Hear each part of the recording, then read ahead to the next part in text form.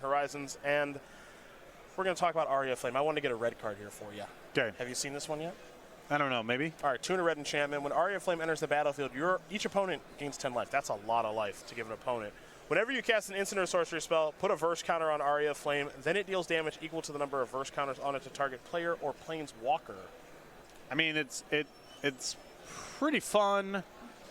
It seems like a weaker. It strikes me as a weaker Pyromancer Ascension with many of the same deck building restraints. Although you are not so firmly locked into playing all 4 ofs. That's true. Okay. This strikes me as more casual fun than Constructed All-Star, but there's plenty of room for that sort of design in the file. Not everything has to be through the prism of Tier 1. Isn't there some card where, like, modern if you make your opponent gain life, they lose it instead? Like False Cure or some enchantment like that? Sanguine Bond or something? There is. I think with this sort of card, there's so much pressure on you to just play with nothing but spells. Yeah. That's probably what the deck is. But I'm sure there's other, punish your opponent for gaining life combos. You have cards that prevent your opponent from gaining life. Like maybe you could play this along Skullcrack somehow. I feel like there's a combo here somewhere. Yeah. But it's a fun thing to think about. I actually do like the gain 10 life part of this design a lot. Okay. One is because it adds another wrinkle to the deck building challenge. Can I find a way to shut this off the turn that I'm playing it? Yep. Or I play through it. And the other is it gives you more time to play with your food. Like, it's really fun to go deal 8, deal 9, deal 10. Yeah. You don't want this. You don't want the experience to be over that fast. Yep. So by giving the opponent 10 life, you give a lot more time for you to get to do your thing. That's fair. Yeah, that's fair. It's cool. I don't know. A card like this, I'm not trying to use it in anything resembling a fair way. No, of course I'm trying to figure out what the most unfair way to do business with this card is, and that's kind of hard to figure out. But I think that's one of the fun pieces to the puzzle of Aria of Flame. It's good with cantrips. It's good with things that reduce costs. Sure. A lot of the same Storm and Is It Phoenix cards probably play well alongside here. I would suspect it's, in absolute terms, weaker than other options for doing that sort of thing, but still a fun card. All right. Well, opening. It's a new sword, Jerry. It's Sword of Truth and Justice. About time. Little disappointed it's not called Sword of Law and Order, but probably some copyright issues there. Why don't we go ahead and read this equipment. +2/+2 protection from white and blue. Whenever equipped creature deals damage to a player, put a +1/+1 counter on a creature you control, then proliferate. I have to say, Sword of Truth and Justice feels like a bit of a step back from the power level of previous swords. Do you think that's fair? I think that is a feature and not a bug. I agree with you. I think swords were problematic at many points in Magic history. Problematic for a lot of different reasons. Protection is not super fun. The abilities were basically just like, if you connect with this, you're getting like 2 cards worth of value. I think that's a little too strong, and I know that this goes back like 5 years. People are like building cubes, refining them, and it's just like, I'm going to take all the swords out of my cube because they're just not fun. They're too powerful. Mm-hmm. And I think you want these sort of equipments to exist for those sorts of formats and actually have them be fun. Right. And I think that this is a good step in that direction. Proliferate especially is like a very nice ability to have on something like this, just because that is a cool, fun mechanic. Yeah, I agree with you, and it'll be interesting to see if any deck really wants to go down the road of Sword and Truth and Justice. You maximize it in theory by maybe leveraging some of these new 3-mana planeswalkers we've been talking about all the time. Right. Getting an extra Narset activation is often game breaking, so you could see Sword of Truth and Justice potentially used there. Also, the colors it's protecting from, 2 very relevant colors in Modern, one of the best decks Azorius control right now. For sure. This would be a problem for them. Obviously a little weak to sweepers, but everything else you kind of have covered. Mm-hmm. No, I think so. I don't expect Sword of Truth and Justice to be super widely played in the Modern format, but I do think it's an important option. And players will be happy to have access to it and see if there's anything goofy you can do with that proliferate nonsense. I think it's interesting that like you can break up Chalice locks and stuff if you have a creature on the board and you really use sword. Yeah. I don't think it's going to come up that much, but proliferate is a cool ability because you can often find creative ways to use it, and it's cool to see it staple onto the sword here. Yeah, definitely agree. Not a bear.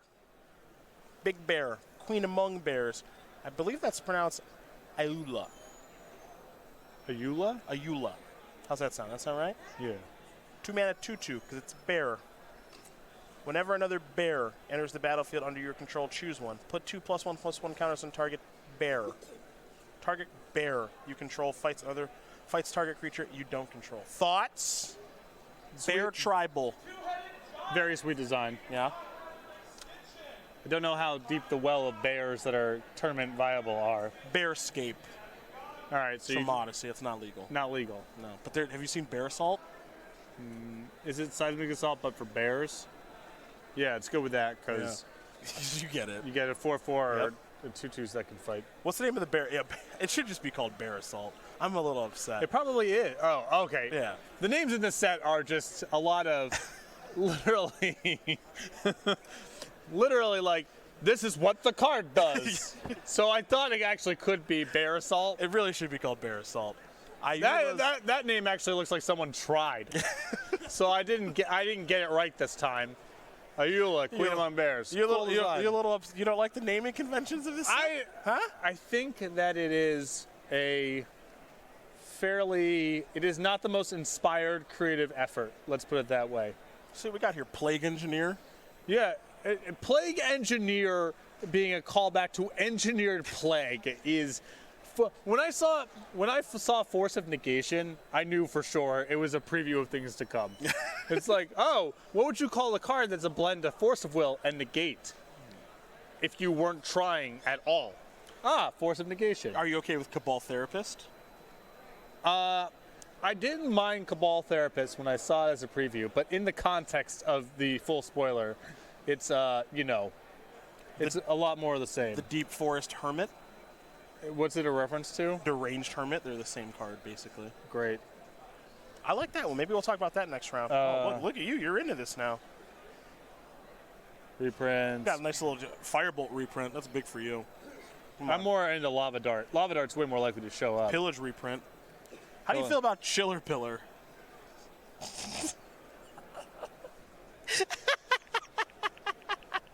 Oh, okay. We got to do this one really quick. Patrick, I believe, he has some thoughts here. This is impromptu. I'm in search of Ravenous Giant, please. Oh man, all right, let's talk about it. Patrick went out of his way to mention that he wanted to talk about this card on coverage today. I got some heat about my take on this one, and we got some time, right? We can dive plenty in. of time. All right, this show doesn't go anywhere without us. All right, so a couple of years ago, I read an interview or a little take from. It was a comic book writer, and I want to say that it was someone who wrote for Amazing Spider-Man many years ago. All right.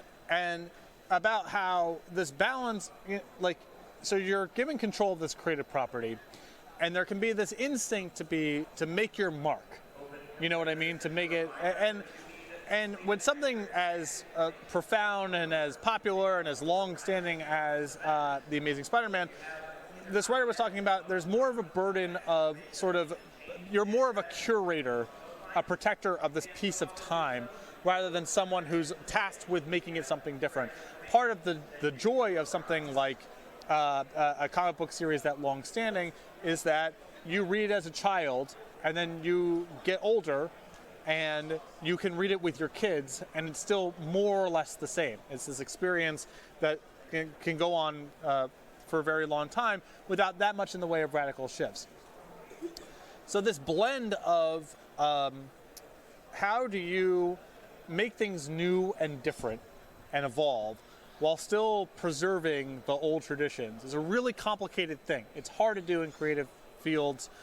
People are going to have different appetites for it. It's especially tricky with Magic because one of the core hooks of Magic, unlike Spider-Man or Superman, is that it changes. That's actually a part of the fun. New sets come out. Things are different. There are new mechanics. Cards that used to be powerful are not. So how do you sort of appreciate the iconicness of old designs while also, in a set like this, you're making new stuff? And a lot of them are going to be homages or inspired by old designs. Okay. So how do you go about doing this respect for Mother of Runes while making a card that's largely derivative of Mother of Runes? Okay, like Giver of Runes. Right, and over and over again. And again, this is a really complicated and sensitive sort of topic. People are going to have different appetites for it. This one is sort of, to me, a bridge too far. Okay. So it's obviously just Juzam Jin. Yep. Juzam Jin is an absolute one of the most iconic cards in Magic, worth thousands of dollars, even though it does not sniff any competitive format, because it's so cool and so resonant with the game's history. So you have the card that's identical, in terms of text box other than this one's red. You have an art piece that's obviously inspired by Zhuzam Jin. It's very much the same sensibility here. Obviously way less like cool and resonant, but you have the large creature dangling the smaller human. creature, yeah. Right, it's the same hook. So you have, so now we'll go through it. You have this art that's obviously not even a nod. It's extremely derivative of Zhuzam. A name that doesn't speak to it, and flavor text that doesn't speak to it. It looks like a really slapdash. It looks like doing it for the sake of doing it. Sure. Because you can. It's a throwaway uncommon. There's nothing. This card has no implications for competitive play in Modern. So it just feels like kind of rubbing your nose in the fact that you can do it for the sake of doing it. It's not an homage. It's just a derivative bootleg.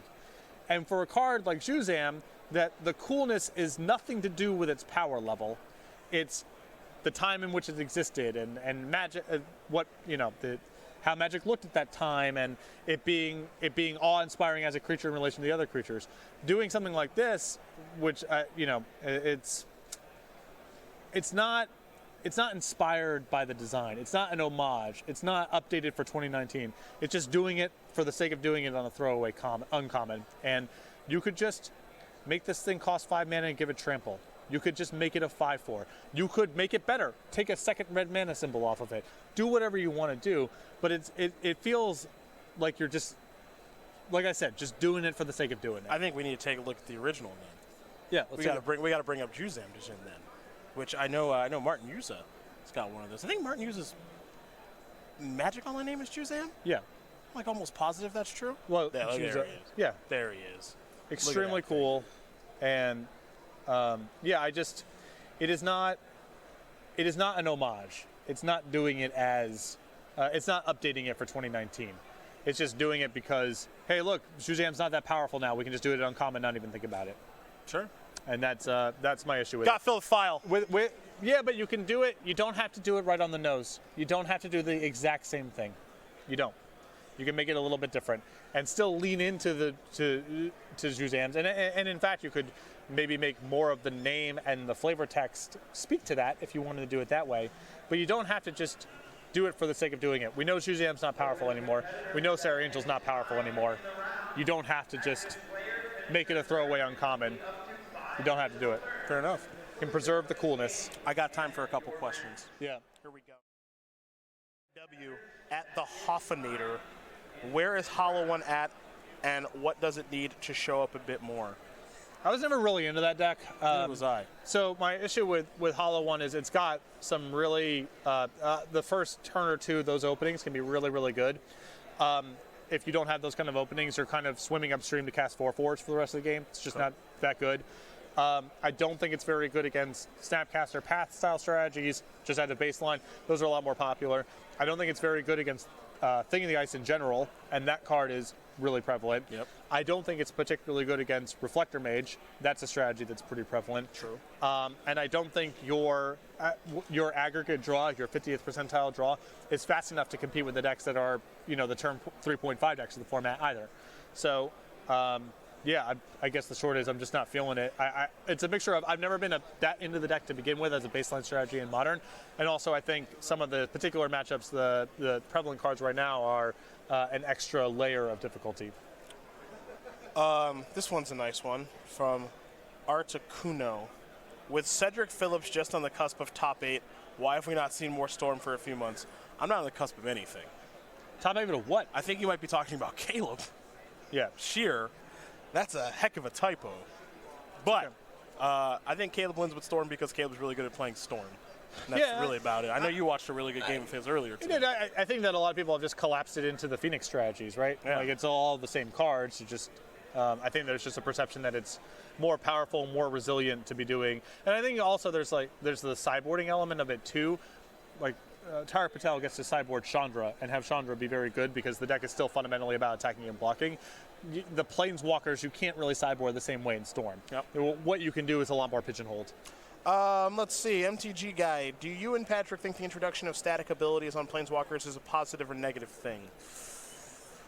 I think that there is no way, if your design goal is we're going to make 35 or 36 of these things, there is no way that you can come up with enough uncommons that without treading into really complicated space in the old model. If they all have 3 powers, that's also really complicated. You get used to the ones that show up in constructed because you just get used to the cards that show up in constructed. If you just unleash 35 planeswalkers with at least 3 different powers apiece, first of all, I literally don't know how you would design them and have them be different enough from one another. I would argue even with them being static powers and 1 ability, that set of cards is already too similar to one another. Too many of them are just personal Howling Minds. Yep. You hit a button, look at some cards, and you get a subset. That's the story over and over again.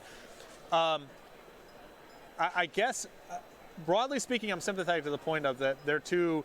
The mixture of power level and onboard complexity and ubiquity is just too much. It's frustrating. Okay. I also don't know how you can design 36 of them and not run into some of these problems. Either the stack abilities are going to be daunting, or if you get away from the stack abilities and just make them. Because if you want them to be different from an enchantment, you got to give them some, like, they got to do the planeswalker thing to some extent. Like, absolutely. Otherwise, they're just enchantments. So there's no real way to avoid it. All the alternative lines I can imagine. You run into different sort of complexity issues, and it's just the cost of doing business in my mind of making so many of them. You can question the design goal of making 36 of them in a set. It's obviously arduous, and there's issues that emerge, like the stack abilities on Teferi and Narset just getting missed and being huge, really good, hugely impactful cards on that level. But I really don't know what the alternative world looks like. I don't know how you do 35 of them and not have some issue in the space that's being described. All right, let's see. Let's see what else we got here. Please talk to everyone about the Raptors. Kawhi. Kawhi. The Claw. I don't know. Turns out he's really good at basketball. They had the Raptors at the end of that game had 5 players on the floor who were not afraid to shoot, and the Bucks had 2. Yeah, it's a lot more. And that's two. That was a the lot game. less than 5. The game. Finals prediction: Golden State in blank games. From Devin O'Donnell. 7. I think Toronto's really good. Durant's I hope Draymond didn't hear you. Durant's injury scares me. I think Ibaka gives them the option of playing small and switchable if Golden State goes 5 out, and if Durant's banged up. Kawhi is not worried about. The Golden State Warriors hemorrhaged points with Boogie on the floor during the Clippers series, and Toronto has a 5 that can actually make him play around the perimeter. So, how much will the printing of the Canopy lands? It's the Horizon lands. Whatever. There's not a clean name for the cycle. Don't worry about it. And Lava Dart impact Burn's prevalence in the modern metagame from Jordan Wines. Oh no, they're major upgrades. I think Lava Dart is more of an upgrade for prowess decks than Burn, because part of the hook there is 2 spells for 1 mana and split up and it's damage to the face. I don't think this is a player for Burn strategies. No, me either. Maybe sideboard. Maybe. Yeah, you could maybe sideboard it but typically, cards like Grim Lavamancer are better for the matchups where you want this sort of thing. Yeah. For prowess strategies, I think this is a huge boon. I think the red-white Horizon land is a major upgrade for Burn, not so much for prowess. Yeah. So I think they're both I think going to be really impactful cards, but not both in the same strategy. I could see the red-white land being in the prowess decks. Well, they could also play the red-blue one. Yeah, they could play 8. They could play 8. Yeah, which I think could be really good. Because why do they care about their life total? They don't. Yeah. Yeah, you could play some. Yeah, I think that could be a thing. Yeah, why not? Charlie Lappin gets our last question. I like this question, Charlie. What's the best way to cook eggs? My daughter is very partial to Sunny Side Up, and she says that I cook the best eggs. Best eggs. I got no proof of that. You've never cooked me eggs before. I can make you some eggs. All right. I'm going to be in Denver. When's that Grand Prix? July? I think I'm going to be out of town then. No! I think that's going to be family vacation weekend, I think. Have you let your kids know that? They don't get to see me when I'm in town? Have you told them? You can come with us to Glenwood Springs, man. No, that strikes me as your own thing. I'm just telling you. You got your own room. You can meet us in the pool. I mean, we're not... Well, it's not like we're going to hang out, but we can make some time. Okay. Make some time. The answer is... I just prefer scrambled eggs when they're done well. It's like everyone makes fun of me that I don't like. I'm not really into like fried or sunny side up eggs. I mean, they're fine. I typically. Everyone always brags about how good the yolk is, how you dip toast and bread in the yolk. I don't get it. I'm into it. I don't get it. But I also like them scrambled too. Yeah, So I don't get it. there you go. The answer is not hard-boiled. You take that. Oh, Take it out. Nope. I like eggs Nope. every way, basically. I mean, I like eggs every way, but the answer is not hard-boiled. That's not the best way to do anything. That's my answer. No more questions. We got to take a break. 13 rounds in the books. 2 to go. We'll come back. We'll take a look at our players' watch leaderboard. We will preview another card here. You know what? I'll let you pick at home. What card do you want us to preview on for Modern Horizons? You can hashtag SCGKY, hashtag the Modern Horizons one, whatever that is. Send it to me too. I'm only accepting those answers. You know, I don't remember what card. The Mox. That's what we picked. I literally couldn't remember. I'm so old. Mox, the Tantalite? Yeah. Is that Tantalite? Tantalite? I assume that's some sort of material. Probably. Yeah. So, Mox Amber needs a little help to get going. But, you know, they've printed a lot of Planeswalkers and, you know, there's some cheap legends and all that other stuff. Yeah, this one's going to take a lot of work, I think. Yeah, I think this one's setting aside the fact that it's in an artifact without a casting cost on it, and there are implications to things that reference costs, and you know we've seen that stuff before. In terms of just on face value, no, I would bet against. It's cool, and it's definitely cool. It's nice that you have a Mox that's sort of doing the Lotus Bloom thing because that's sort of an iconic way of merging an old design with a new mechanic from back in the day. So I love that they did it, but this one seems pretty far off to me. All right, let's play a game. Ready? Okay. Suspend 1. Way too much. Way too good, right? Way too much. Suspend 2. Seems like a bad risk. Okay. Suspend 2, so suspend 1 is obviously off the table. We know what suspend 0 is, which is literal Mox. Yeah. And then suspend 3 is, it's a long time. It is a long time. Time for Mox. I don't know. This also doesn't seem like the right one to. This is really the mixture of acceleration and color fixing here really bleeds into green's color pie. I think this would be a mistake to have be a prevalent. It's just really blurs the lines if it shows up. Obviously, artifacts do that in general. You know, they have mechanics, and usually the mechanics are somewhat tied to at least one color, but rate matters. Yep. And yeah, this is. Remember the signets in Ravnica Block and how much green. How could I forget? How much definition green lost because of that level of fixing. Everybody had it. Right, everyone had it. It was free. So I think it's better to be. And also, you know, this is a card that facilitates really fast kills when it's pushed. And Modern's not short on that. So I think it's a really cool design. It's a cool homage, and I think it's wise here to err on the side of caution. I do think it's interesting, right? Because if this had suspend 2, it's like turn 1, you know, you Serum Vision, suspend this. Turn 2, whatever. Turn 3, this comes off suspend. Well, it's probably going to die a lot. Right. Then I think. It's like plus Storm deck plus or mana, plus like 1 to the Storm count. Yeah. You have an artifact in play for those considerations. It synergizes with a lot of different stuff. Yeah. Interesting design. I think suspend 3 is probably right. Yeah. And, you know, this is kind of cool, too, because I think this start's still going to be popular just because it's a Mox. Right. Moxes Oh, yeah. are cool. Yeah. No, and, like, certainly some casual players will be interested in this thing. And I think there are, but again, there are implications for things that don't have mana costs, and they just synergize with weird stuff over Magic's history. So I wouldn't rule it out showing up on some sort of fringe or sort of rulesy sort of interaction front. But in terms of just pure rate, I'd bet against. But who cares? Yeah. Not every Mox has to be. They don't have to be bangers. Yeah. They don't have to be bangers. Yeah. They don't. It's okay. You can just ruin everyone's life with Squirrel Nest. There's Deep Forest Hermit, too. Don't forget about that card. Fixed Deranged Hermit. Any chance for that one to see Modern play? Maybe, actually. There's enough stuff like Eldritch Evolution where it's like the casting cost on the green creatures doesn't even really matter anymore. Okay. That's about as much power as you can get out of a 5-mana creature. Like, you're putting a lot of bodies onto the battlefield. They're getting real big, real fast. 9 power. You can get a Verdurous Gearhulk. That's 8. It's not bad. 8's less than 9. Deep Forest Hermit coming soon. Congratulations to our champion here in Louisville, Oliver Tomiko, two-time SCGTour champion, headed to maybe the Players' Championship, but definitely SCGCon Summer in Roanoke, Virginia in 2 weeks. It's going to be fun. Yes. It's going to be fun. Not just the weekend, but that Invitational. this is kind of the goal of the whole thing, right? Is we want to make some compelling Magic and give people a reason to care about the matches they're playing. And for about, honestly, like the top 12 people, they got a lot to care about in 2 weeks. Yeah, I mean, you know, we were covering a couple of the opens towards the end of things here where it's like, okay, well, you know, this person and that person, they can sort of get themselves into the mix if they top 2, but that's a really hard thing to do. It's looking like maybe a 4-person race for 3 slots, which is still really exciting, but it didn't look like it was going to be a huge group of people battling it out. Not anymore. Yeah. Tomiko and Drake Sasser there, you know, a little bit of outside looking in. Both just came up with huge performances this weekend. And now I think we have a legit 6-7 person race for those 3 slots that we'll be resolving here in just a couple weeks.